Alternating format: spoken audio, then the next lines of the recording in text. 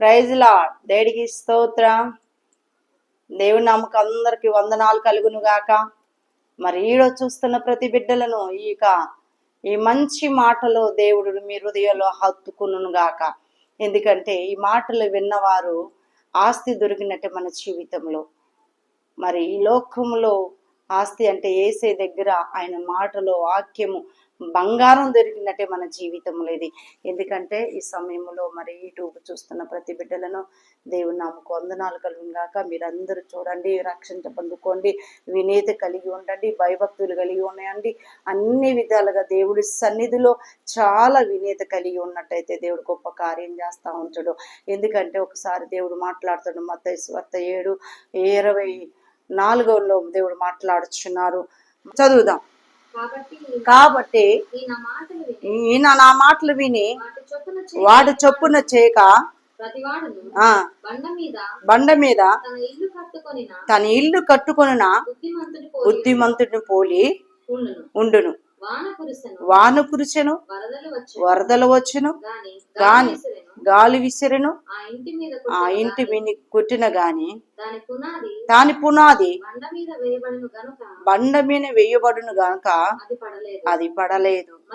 మరియు ఇవి నా మాటలు విని వాటి ఇసుక మీద తన ఇల్లు కట్టుకొనిన బుద్ధిహీనుని పోలి ఉండును. హల్లెలూయా. వరదలు వచ్చెను, గాలి విసిరి ఆ ఇంటి మీద కొట్టెను, అప్పుడు అది కూలబడెను, దాని పాటు గొప్పదని చెప్పెను. యేసు ఈ మాట చెప్పి ముగించినప్పుడు జనసమూహములు ఆయన ఆశ్చర్యపడుచుండిరి. హల్లెలూయా. దేవుడికి స్తోత్రం. మనం బుద్ధిమంతులై పోల్చి నడిచినట్టయితే మన ఇంటికి ఎంత భయంకరమైన గాలులు వచ్చినా, వరదలు వచ్చినా, ఎన్ని వచ్చినా ఆ యొక్క ఇసుక మీద పునాది కాదు కానండి, రాతి మీద పునాది. అది ఎన్ని శ్రమలు వచ్చినా, ఎంత కష్టం వచ్చినా, ఎన్ని బాధలు వచ్చినా ఆ ఇల్లు కూల్చబడదండి. హల్లెలూయా. బుద్ధిమంతులు పోల్చుకొని నడిచిన వారు ఉండాల, బుద్ధిమంతులు అవ్వాల. ఆయా బుద్ధిమంతులు ఇల్లు ఎలా ఉండిద్దంటే యోగ్యంగా ఉంటుందండి. హల్లెలూయా. దేవుడికి స్తోత్రం. ఎందుకంటే చాలా మంది అండి వీడు బుద్ధి లేనివాడండి. చాలా మంది మనం మాట్లాడుకునే మాటలు ఏంటంటే వీడికి ఎన్ని ఉన్నా బుద్ధి లేదు, ఎంత ఉన్నా వేస్ట్ అండి, వీడికి బుద్ధి లేనివాడు అంటాడు. కానీ దేవుడు అంటున్నాడు, బుద్ధి మనం కలిగి జీవిస్తున్నట్టయితే అక్కడ భయంకరమైన మరి ఎంత వర్షం వచ్చినా, గాలి వచ్చినా, వరదలు వచ్చినా, ఇంకా ఎలాంటి భయంకరమైన వచ్చినా ఆ ఇల్లు ఏం చేయదట, ఏ హాని కలగదండి. హల్లెలూయా. ఇల్లు అనేది ఎందుకంటే హృదయం అనే ఇల్లులో ఎన్ని శ్రమలు వచ్చినా, ఎంత కష్టం వచ్చినా, ఎంత ఇరుకొచ్చినా ఈ ఇంటికి మోసం ఉండదు. ఎవరు ఉంటారంటే యేసు ప్రభు గారు ఉంటారు.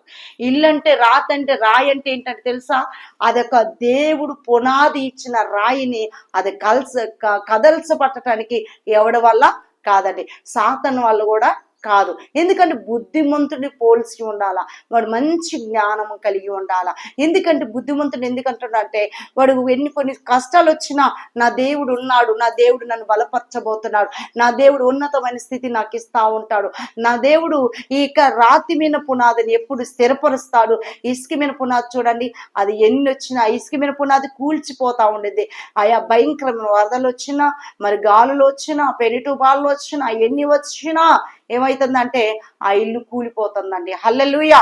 ఎందుకు ఆ ఇల్లు అనేది, ఎందుకంటే హృదయం అనే ఆలయములో యేసు ఉండాల. హృదయం అనే ఆలయములో క్రీస్తు ఉంటే, వినేత కలిగి ఉన్నట్టయితే ఆ ఇంటికి మోసము ఉండదు. క్రీస్తు ఉన్న ఇంటికి మోసం ఉండదండి. క్రీస్తుని కలిగిన ఇంటికి ఏ సాతాను శోధించదండి. హల్లెలూయా. దేవుడికి స్తోత్రం. ఎందుకంటే ఈరోజు మనకి వినేతి లేకపోయినా, ఏది లేకపోయినా, నువ్వెక్కడ కట్టిన ఇల్లు వేస్ట్. కానీ నువ్వు బండ మీద కట్టిన ఇల్లు ఎన్ని వచ్చినా, ఎన్ని వరదలు వచ్చినా, ఎన్ని గాలులు వచ్చినా, ఎంత భయంకరమైన శ్రమ వచ్చినా కానీ ఆ ఇల్లు కూల్చబడదండి. హల్లెలూయా. దేవుడికి స్తోత్రం. మరి యేసు ప్రభు గారు తను చూసి సంతోషపడ్డారు. ఈరోజు నిన్ను నన్ను చూసి యేసు ప్రభు గారు సంతోషించాలండి, ఆనందించాలా. మరి ఏబుకు ఇచ్చిన ఒక సర్టిఫికెట్ మనకు కూడా ఇవ్వాలా.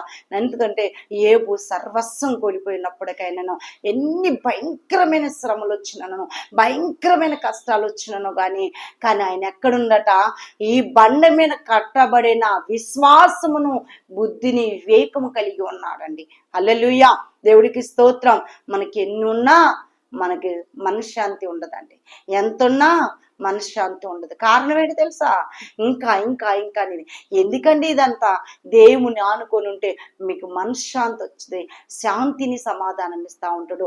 మీకు హృదయానికి తృప్తిగా మీరు ఉన్న దాంట్లోనే మీరు దేవుడి సన్నిధిలో ఆశీర్వదించారు, ఉన్న దాంట్లో కవర్ చేసుకున్నట్టయితే అదే మనకి దేవుడిచ్చిన ఆస్తి అండి.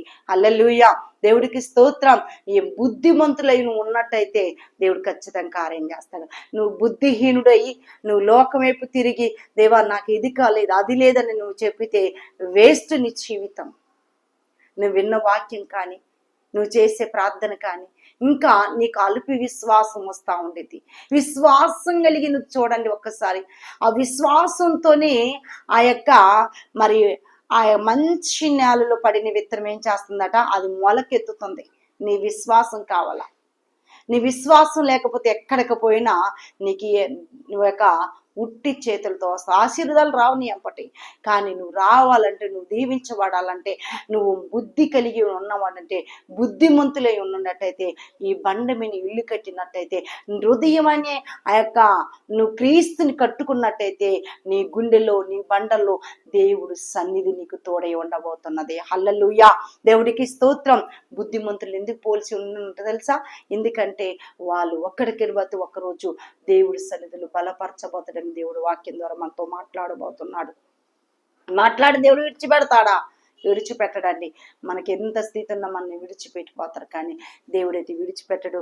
ఎన్ని తుఫాన్లు వచ్చినా మనకి హాని కలగదండి. ఏ శోధన వచ్చినా అపవాది మనం ఏం చేయలేదు. అది సిగ్గుపడిద్ది.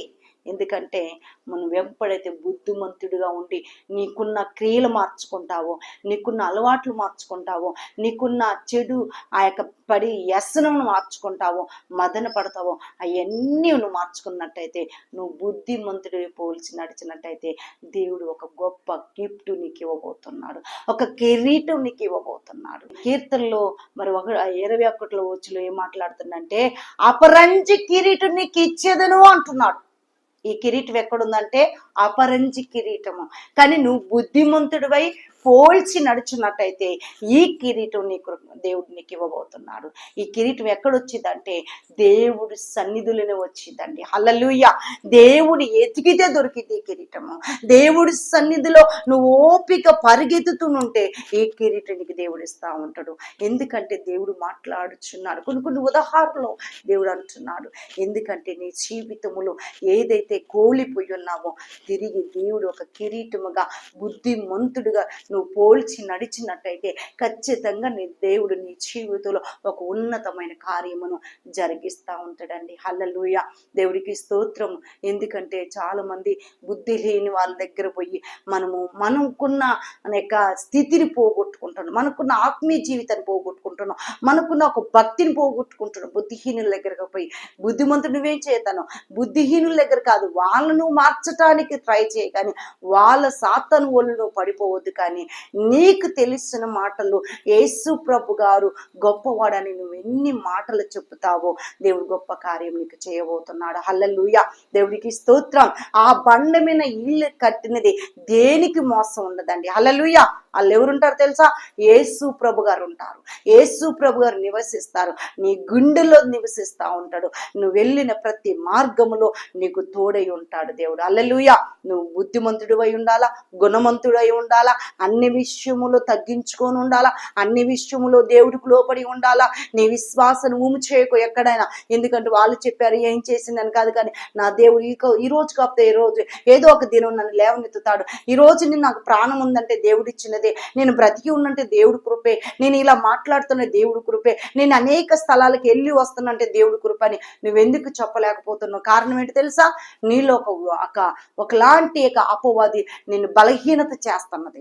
ఆ ఆ బలహీనత సమయంలో దేవుని ఎప్పుడైతే బుద్ధిహీనుడిగా ఉండకుండా బుద్ధిమంతుడిగా ఉన్నట్టయితే ఇవన్నీ నీకు దేవుడు కలుగజేయును గాక. ఆమేన్.